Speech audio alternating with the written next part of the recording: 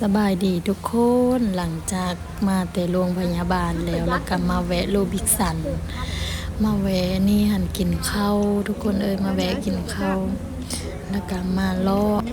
ไปมาแล้วเห็นซูชิทุกคนเบิ่งแม่เบิ่งคำเลยก็เป็นตะกินเป็นตะแซ่บนะทุกคนสีอันหรูหราอลังการเนาะเป็นตะแซ่บแห้งนะทุกคนมีทั้งไข่เชมมอนมีทั้งอันหน้าเอียนมีทั้งกุ้งมีทั้งอีหยังหลายอย่างอะไรทุกคนไปตะกินเพราะว่าค่อยกะมากกินอยู่เนาะอันนี้นะก็เลยอดใจบ่ได้แล้วบัดนี้หันว่ามาลองเบิ่งจากกล้องอันเห็นอะไรบัดนี้เอาตัวใดก็อยากได้หั่นนะต้องเลือกเอาตัวที่ตัวเองมักเนาะทุกคนแต่นี่ก็เลือกได้แล้วชิ้นหนึ่งนี่โอ้คำบักใหญ่ค่อยนะ2 คำอันนี้หันอิ่มทุกคนกะบ่ได้แพงดอกเนาะทุกคนชิ้นละ10 บาทตัวที่ค่อยเลือกนี่นะแล้วก็มันมี15 บาทมันมีอีหยังแหละ35 บาทมันก็ตามขนาดมันขึ้นไปเนาะทุกคนมันก็เลือกยากเพราะว่าตัวใดก็แบบเป็นตาแซ่บนะทุกคนเป็นตาแบบเบิ่งนี่ค่อยนะสะอ่อนแห้งอะไรแบบมาเห็นแบบนี้นะทุกคนอยู่บ้านค่อยปัดเข้าไปซื้ออยู่ในเซเว่นแล้วก็จะเฮ็ดเป็นกล้องเลยแหละทุกคนแต่มาอันนี้นะเฮาเลือกเอาแบบเฮายากตัวใดเฮาก็เลือกเอาบัดนี้ก็ค่อยก็เอาตัวใดได้เนาะว่าซั่นถามน้องฟิล์มอยู่น้องฟิล์มว่าเอาตัวนี้เพิ่นว่าได้เพิ่นอยากตัวมีกุ้งเพิ่นหั่นแล้ววันนี้ก็เลือกลังเลอยู่นะทุกคนที่ได้มาเลือกแบบนี้นะหลังจากนั้นก็เลือกได้แล้วก็ประกันยางเลาะไปอีกเนาะทุกคนเลาะไปเบิ้งแถวนี้แหละเห็นเครื่องก็อยากได้เห็นนั่นเห็นนี่ก็อยากได้แต่ว่างบบ่มีงบบ่หลายเนาะทุกคนน้องพิมกับเมย์ยังแล้วก็มานางกับแม่นางท่ายังมีอีก2 คนมานำกันนะเนาะสมเพิ่นจักไปซื้ออีหยังและบุค่อยก็สิย่างไปหาสมเพิ่นก่อนบัดนี้นะทุกคนมาซื้อเพิ่นว่าสิไปสั่งน้ำอยู่ Amazon 2 คนนะเสื้อผ้าก็ตกงามๆแต่ราคาก็หรูหรามาเฮาจุดท้ายก็มาเห็นเพิ่นอยู่นี่หั่นเด้มาสั่งน้ำแต่ว่าสั่งน้ำโดนแล้วยังบ่ได้คิวมันหลายได้แล้วเพิ่นดีใจแล้วเพิ่นไปเอาแล้วได้ทุกคนน้ำเพิ่นก็นี่แล้วก็จะอีหยังบ่มัทฉะอีหยังจักอย่างนี่แหละพวกนี้ก็เป็นคาเฟ่นี่แหละเขารีบกดวิดีโอตอนนี้เพิ่นก็ได้น้ำเลยเนาะทุกคนทุกคนมาคนนี้เห็นมาโทเล่นแต่แล้วเลอแพงกระโดอันละ1,000อันละ500อดเอาโดนัทให้ทุกคนโดนัทนะเป็นตะกินเป็นตะแซ่บแต่ว่าคอยบ่มักปานใด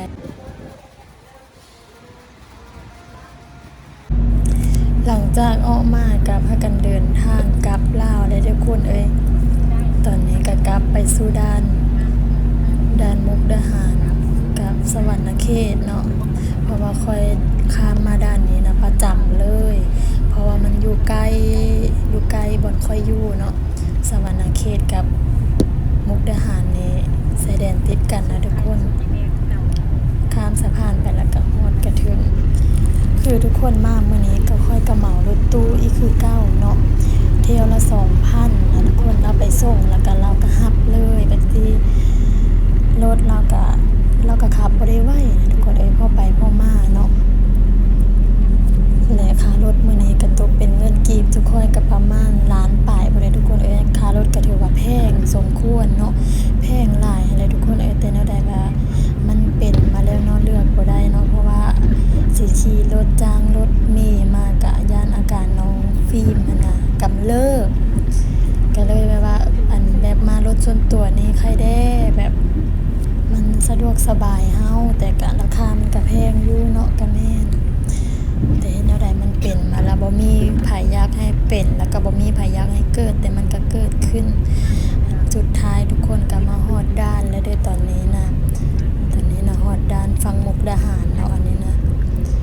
ฮอดด้านนี้ก็ค่อยก็จังได้ลงไปปั๊มบัตรปั๊มพาสปอร์ตอีกได้ทุกคนคอยกันฮอดด้านนะ ฟิล์มน่ะเฮ็ดบึ้มสีฟ้าแล้วเพิ่นน่ะบ่ได้ลงคันมีพาสปอร์ตหันได้ลงทุกคนได้ลงปั๊มบัตรนะเพิ่นกำลังสิลง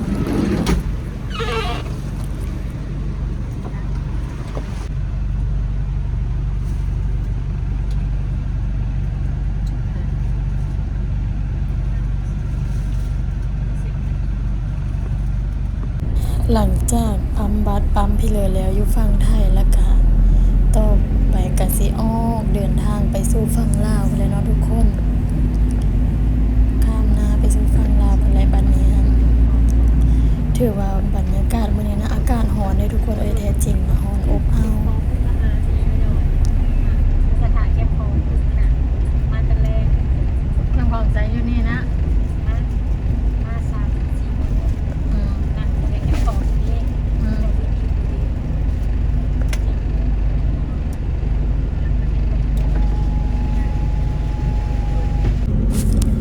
ตอนนี้ก็มาคือฮอดสะพานแล้วนะทุกคนใกล้จะฮอดสะพานแล้วแหละท้องฟ้ากับเมฆก็คือว่าแบบงามเมฆฟ้านะงามอยู่ทุกคน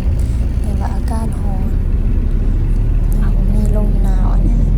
ทุ่งไร่ทุ่งนาก็ว่าเขานะสุกเลิกเต็มทุ่งอยู่เพิ่นจุค่อยก็คือเดี๋ยวยังบ่ได้แล้วทุกคนเกี่ยวข้าวนะยังเข้างั้นนั่นแหละเข้างั้นนะยังประมาณเกี่ยวอีกประมาณมื้อนึง2มื้อก็คือสิแล้วอันอยู่บ้านคอยแหละทุกคนค่อยก็คือสิบ่ได้เมื่อบ้านอีเนาะทรงนี้ก็จักพี่เลยพี่ย่าทุกคนยุงสมาขึ้นสมาย่าง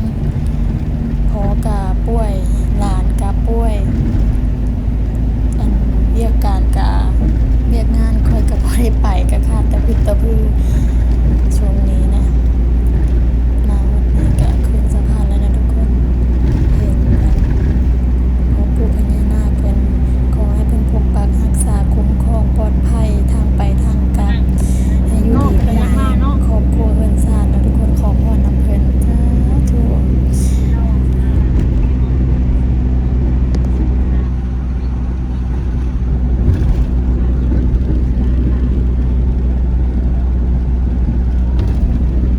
แม่ก็งามแห้งอะไร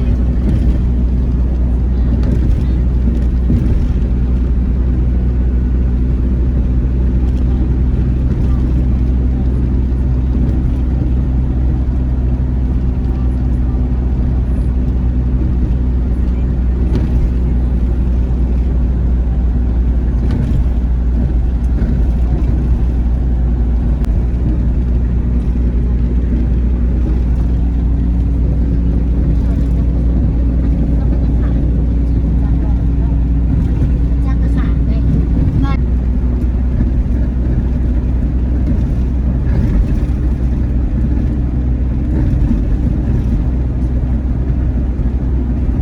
โอ้ไปขี่รถจักรขามเต็มประเทศละไทยเลยฮะ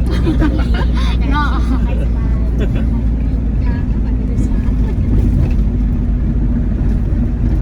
รถสายบริการบริเลน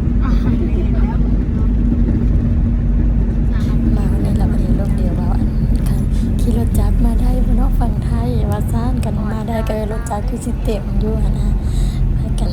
ลงกันทุกคนมาวันนี้เนาะฮอดด้านลาวและทุกคนก็ลงปั๊มบัตรอีกคือเก่าคลิปค่อยก็บ่ได้หลายปานใดทุกคนมื้อนี้ก็แบบบ่ได้ถ่ายหยังหลายเนาะ